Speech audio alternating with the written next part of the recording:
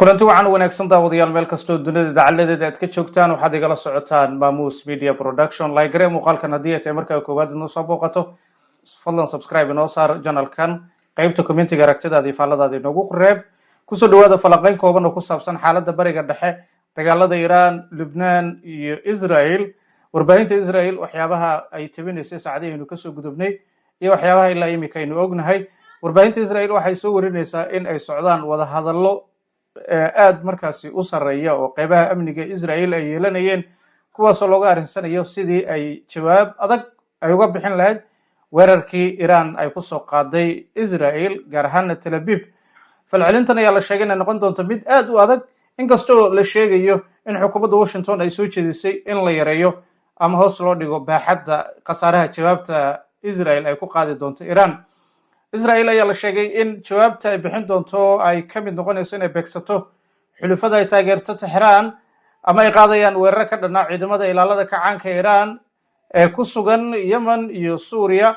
Mareykanka waxa uu meesha ka saaray in Israel ay iyadu doonayso in ay duqeyso xarumaha nuclear-ka Iran wargeyska New York Times waad eegi kartaan qaybo ka mid ah waxyaabaha uu isagu soo xiganay uu soo qoray waxaa ka mid ah in mas'uuliyiin ka tirsan Israel oo ku warramay inay sheegeen in Tel Aviv aysan hadda qorsheynaynin in ay weerarto xarumaha nuclear-ka ee Iran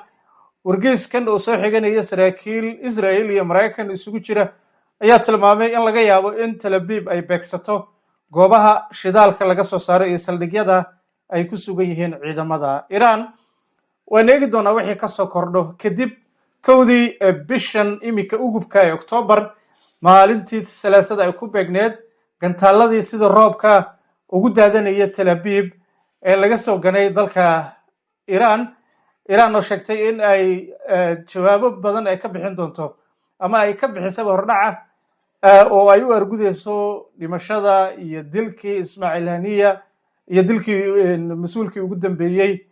Hezbollah Hassan Nasrullah iyo sidoo kale xubno kale oo ka tirsan Iran oo iyaguna la dilay haddaba waan eegi doonaa waxyaabaha dhici doono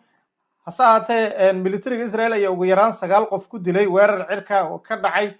bartamaha Beirut kadib markii qasaare xoogan iyagu lagu gaarsiiyay dagaalka ay kula jireen Lebanon weerarkan lagu qaaday caasimadda Lebanon ayaa dhacay habeen hore waxaa la beegsaday dhismo ku yaala xaafadda la degan yahay ee Bashura oo aan ka fogeen baarlamaanka saraakiisha caafimaadka ee Lebanon ayaa sheegay in 14 qof oo kale ay dhaawacmeen iyadoo 4 weli lagu daweynayo isbitaalka weerarkan ayaa ahaa kii labaad ee toddobaadkan ka dhacay caasimadda Lebanon ee Beirut iyadoo TV-ga Al-Manar ee taabacsan Hezbollah uu sheegay in dhismaha dabaqa dheer uu yahay mid ay maamulayeen qaybta caafimaadka Hezbollah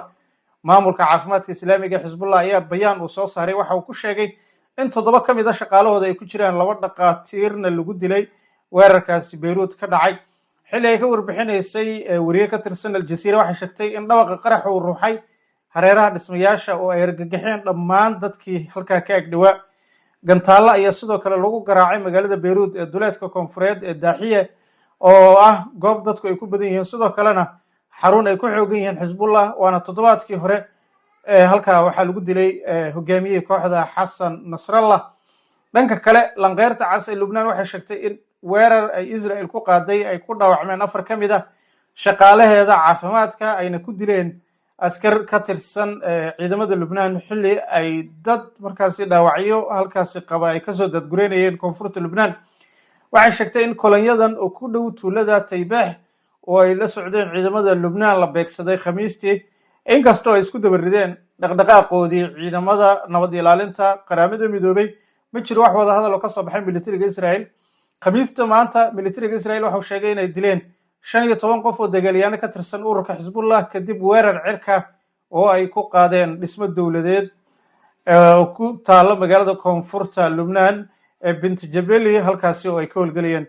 hadalkan wuxuu yimid maalin uun kadib markii Israel ay sheegtay in 8 ka mid ah askarteedii lagu laayay dagaal dhulka oo ka dhacay koonfurta Lebanon xilli ciidamadu ay gudaha u galeen dalka ay deriska yihiin ee waqooyiga tobaneeyo askari oo Israa'iiliyiin ah ayaa sidoo kale dhaawacay tan iyo markii weerarkan dhulka uu bilowday salaasadii Hezbollah waxay sheegtay in dagaalyahannadeeda ay ku qasbeen askarta Israel ay ka baxaan in ka badan hal goob oo ku taala xadka israel waxay sheegtay in inta badan weerarkeeda dhulka ee lubnaan uu yahay mid looga dan leeyahay in lagu burburiyo qeybaha hoose ee dhulka iyo kaabayaasha kale ee xuduudda, mana jirin waxa qorshe oo howlgal ballaaran oo lagu beegsanayo Beirut oo dhanka waqooyi ama magaalooyinka weyn ee koonfurta. si kastaba ha ahaatee waxa ay soo saartay amaro cusub oo daadgureen ah ilaa 20 magaalo oo ku tirsan xuduudda koonfureed, iyadoo u sheegtay dadka degan inay u jeestaan waqooyiga webiga Awali oo u jira bari ilaa galbeed meel dhan 60 kilomitir 40 mayl waqooyi kaga xiga xuduudda Israel. Khamiistii militariga Israel ayaa sii waday inay ku booriyaan dadka deegaanka halkaasi ku dhaqan tuulooyinka Lubnaan ee ka guuray guryahooda inaysan soo laaban ilaa amar dambe. Xisbullah iyo xulafada kale ee Iran ee gobolka, Xuutiyiinta, Yemen iyo kooxaha hubeysan ee Ciraaq ayaa weerar ka bilaabay gobolka iyagoo taageeraya Xamaas dagaalkan ay kula jirto Gaza. Xuutiyiinta ayaa horey weerar uga fuliyey marinada maraakiibta badda cas mara iyo agagaarkeeda, kuwaasoo qalqalgeliyey ganacsiga caalamiga. waxay sheegeen khamiistii ay diyaarado aan duuliyo lahayn ay ku weerareen caasimadda ganacsiga Israel ee Tel Aviv. Israel ayaa sheegtay in ay qabatay bartilmaameed laga shakiyey oo laga lahaa hawada aagga bartamaha Israel horaantii khamiistan. bal dhinaca kale waxyaabaha kale aynu ognahay ayaan isla sii faaqideennaa saaxiibada inala socotay. madaxweynaha Iran oo isaguna ku sugnaa dalkaasi Qatar subaxnimadii halkaasi u ambabaxay kadib weerarkii weynaa oo ciidamada ilaalada gacanka ay ku qaadeen Israel fiidnimadii salaasadii lasoo dhaafay. waxaa leeyahay 3 diyaaradood oo kuwa nooca dagaalka ayaa ku hareeraysanaa diyaaradiisa, iyagoo markaasi ka baqayay in la bartilmaameedsado diyaaradda u saarnaa madaxweynaha. dagaalyahanadan ayaa la socday diyaaradda madaxweynaha masaafo dhan inta badan 1,300 oo kilomitir, taasi oo qaadatay baa leeyahay 2 saacadood oo buuxda ilaa ay ka gaartay biyaha khaliijka, taasi oo ka turjumaysa sida Iran ay ula tacaalayso qatarta Israel, sida uu sheegay wariyaha Al-Jazeera ee Tehran. sida laga soo xigtay wariyahaasi, saraakiisha Iran waxay si dhab ah u qaadanayaan hanjabaadaha Israel, waxayna isku diyaarinayaan in ay iska celiyaan, laakiin ma filayo buu yiri in Tel Aviv ay weerari doonto xarumaha nuclear-ka ee Iran oo ay markaasi sheegeen inay yihiin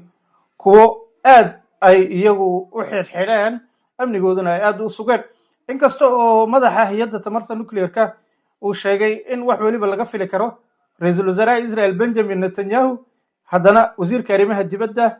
waxuu meesha ka saaray in Israel ay ku dhiiran karto in ay weerarto xarumaha nuclear-ka ee Iran oo uu sheegay in ay tahay meel aad ay u ilaaliyeen. inta ayaan kusoo gabagabeynayaa falanqaynteena ku saabsan xaaladihii ugu dambeeyey ee wararka Gaza iyo sidoo kale Iran iyo Israel.